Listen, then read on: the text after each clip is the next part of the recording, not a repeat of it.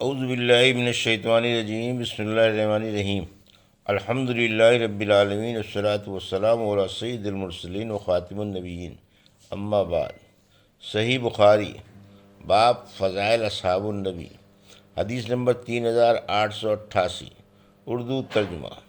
ہم سے حمیدی نے بیان کیا، کہا ہم سے سفیان بن عینیہ نے بیان کیا، ان سے عمرو بن دینار نے بیان کیا، ان سے اکرمہ نے، اور ان سے حضرت عبداللہ بن عباس رضی اللہ عنہ نے، اللہ تعالیٰ کے ارشاد: وما جعلنا رؤیاتی ارینا کا الفتنہ للناس، اور جو رویہ ہم نے آپ کو دکھایا اس سے مقصد صرف لوگوں کا امتحان تھا۔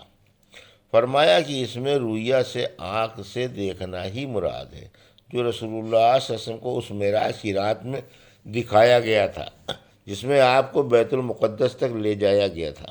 اور قرآن مجید میں شجرۃ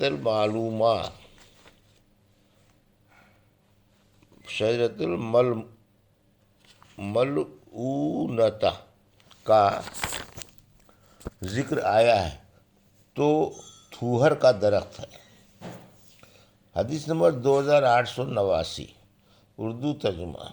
مکے میں نبی کریم صلی اللہ علیہ وسلم کے پاس انصار کے وفود کا آنا اور بیعت عقبہ کا بیان۔ ہم سے یحییٰ بن بکیر نے بیان کیا، انہوں نے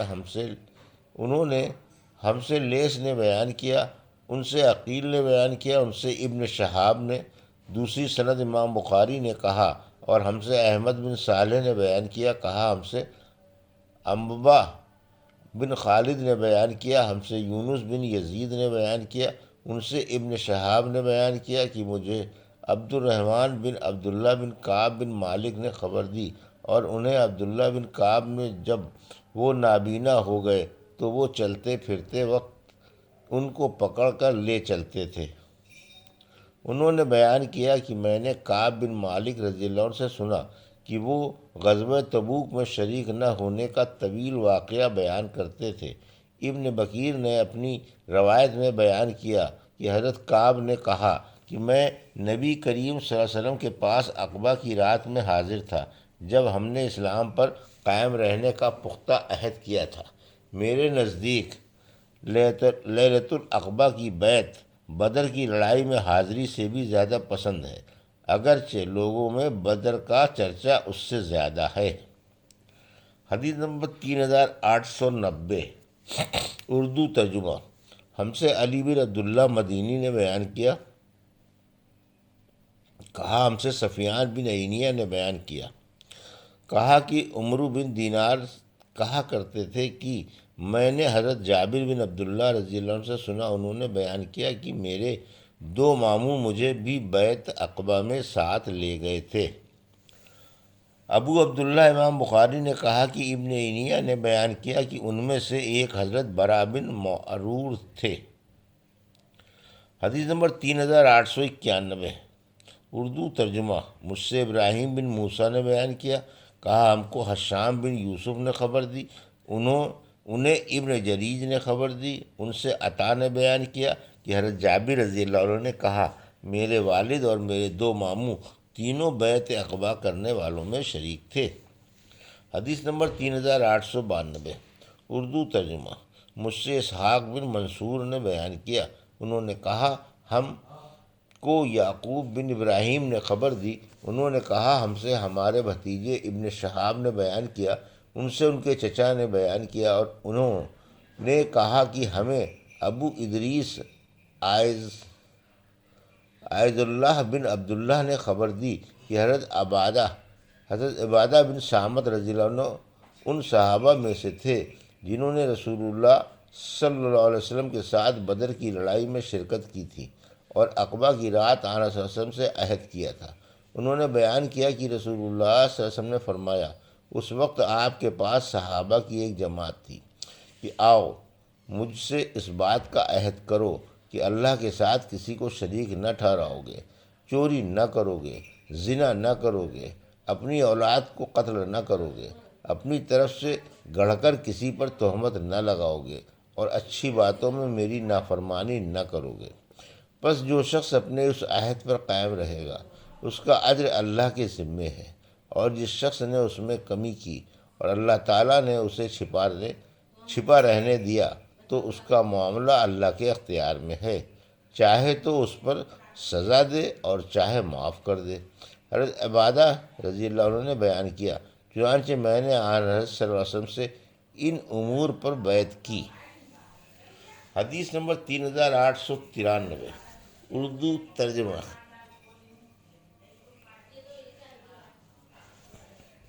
ہم سے قنیبہ بن سعید نے بیان کیا، کہا ہم سے لیث بن سعد نے، ان سے یزید بن ابی حبیب نے، ان سے ابو الخیر مرثد بن عبداللہ نے، ان سے عبد الرحمن ذابحی نے اور ان سے عبادہ بن صامت رضی اللہ عنہ نے بیان کیا، میں ان نقیبوں سے تھا جنہوں نے عقبہ کی رات میں رسول اللہ صلی اللہ علیہ وسلم سے بیعت کی تھی۔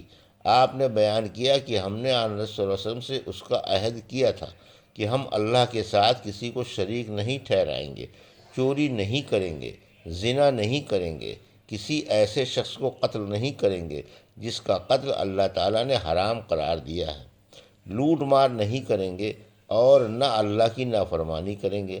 جنت کے بدلے میں اگر ہم اپنے اس عہد میں پورے اترے، لیکن اگر ہم نے اس میں کچھ خلاف کیا تو اس کا فیصلہ اللہ پر ہے۔ حدیث نمبر 3894، اردو ترجمہ۔ حضرت عائشہ رضی اللہ عنہا سے نبی کریم صلی اللہ علیہ وسلم کا نکاح کرنا اور آپ کا مدینے میں تشریف لانا اور حضرت عائشہ رضی اللہ عنہا کی رخصتی کا بیان۔ مجھ سے فروہ بن ابی مغرا نے بیان کیا، کہا ہم سے علی بن مسہر نے بیان کیا، ان سے حشام بن عروہ نے، ان سے ان کے والد نے اور ان سے حضرت عائشہ رضی اللہ عنہا نے بیان کیا کہ نبی کریم صلی اللہ علیہ وسلم سے میرا نکاح جب ہوا تو میری عمر 6 سال کی تھی۔ پھر ہم مدینے ہجرت کر کے آئے اور بنی حارث بن خزرج کے یہاں قیام کیا۔ یہاں آ کر مجھے بخار چڑھا اور اس کی وجہ سے میرا بال گرنے لگے، پھر مونوں تک خوب بال ہو گئے۔ پھر ایک دن میری والدہ ام رومان رضی اللہ عنہا آئیں۔ اس وقت میں اپنی چند سہیلیوں کے ساتھ جھولا جھول رہی تھی۔ انہوں نے مجھے پکارا تو میں حاضر ہو گئی۔ مجھ کو معلوم نہیں تھا کہ میرے ساتھ ان کا کیا ارادہ ہے۔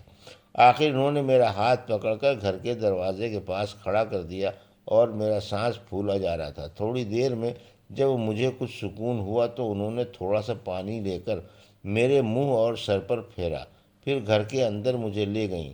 وہاں انصار کی چند عورتیں موجود تھیں جنہوں نے مجھے دیکھ کر دعا دی کہ خیر و برکت اور اچھا نصیب لے کر آئی ہو۔ میری ماں نے مجھے انہی کے حوالے کر دیا اور انہوں نے میری آرائش کی۔ اس کے بعد دن چڑھے، اچانک رسول اللہ صلی اللہ علیہ وسلم میرے پاس تشریف لائے اور حضور صلی اللہ علیہ وسلم نے خود مجھے سلام کیا۔ میری عمر اس وقت 9 سال تھی۔ حدیث نمبر 3895، اردو ترجمہ۔ ہم سے مولا بن اسد نے بیان کیا، کہا ہم سے وہیب بن خالد نے بیان کیا، ان سے حشام بن عروہ نے اور ان سے حضرت عائشہ رضی اللہ عنہا نے کہ نبی کریم صلی اللہ علیہ وسلم نے فرمایا، تم مجھے 2 مرتبہ خواب میں دکھائی گئی ہو۔ میں نے دیکھا کہ تم ایک ریشمی کپڑے میں لپٹی ہوئی ہو اور کہا جا رہا ہے کہ یہ آپ صلی اللہ علیہ وسلم کی بیوی ہیں۔ ان کا چہرہ کھولیے۔ میں نے چہرہ کھول کر دیکھا تو تم تھیں۔ میں نے سوچا کہ اگر یہ خواب اللہ تعالیٰ کی جانب سے ہے تو وہ خود اس کو پورا فرمائے گا۔ حدیث نمبر 3896، مجھ سے عبید بن اسماعیل نے بیان کیا، انہوں نے کہا ہم سے ابو اسامہ نے بیان کیا، ان سے حشام نے، ان سے ان کے والد عروہ بن زبیر نے بیان کیا کہ حضرت ختیجہ رضی اللہ عنہا کی وفات نبی کریم صلی اللہ علیہ وسلم کی مدینے کو ہجرت سے 3 سال پہلے ہو گئی تھی۔ آن صلی اللہ علیہ وسلم نے آپ کی وفات کے تقریباً 2 سال بعد حضرت عائشہ رضی اللہ عنہا سے نکاح کیا۔ اس وقت ان کی عمر 6 سال تھی۔ جب رخصتی ہوئی تو وہ 9 سال کی تھیں۔ یہ تھی صحیح بخاری باب فضائل اصحاب النبی کی حدیث نمبر 3888 سے 3896 کا اردو ترجمہ، جو ابھی آپ نے سماعت فرمایا۔ اللہ سے دعا ہے کہ اللہ ان حدیثوں کی صحیح سمجھ عطا فرما اور ان پر عمل کرنے کی توفیق عطا فرما، آمین یا رب العالمین۔